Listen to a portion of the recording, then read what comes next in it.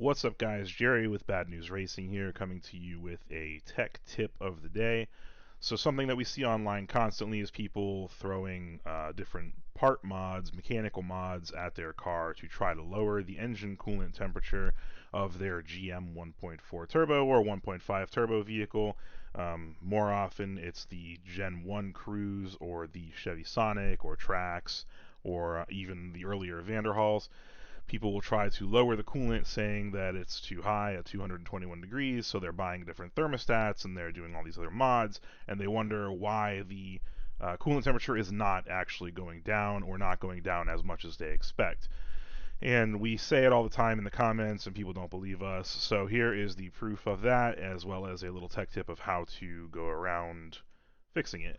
So the ECU actually controls the coolant temperature of the engine, or at least the desired temperature. So we have an HP Tuners file open here. This is a 2013 Chevy Cruze 1.4 turbo. And if we pop over to the system tab, and you would be on general, but you can click over on fans, you will see control by engine coolant temperature. If you click desired ECT, you will see these are your target temperatures in Fahrenheit.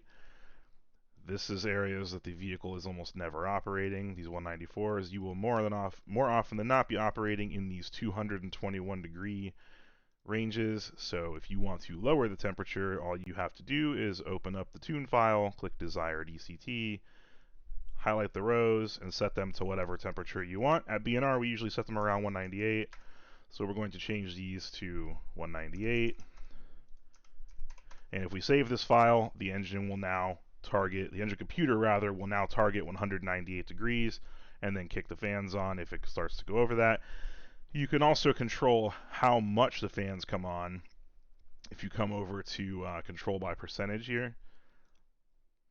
So we can see our table here that this is the desired on this axis, desired coolant temp 194, 221, 248, and then this is the actual engine temperature going across the top, and this is the percentage of available fan power to use.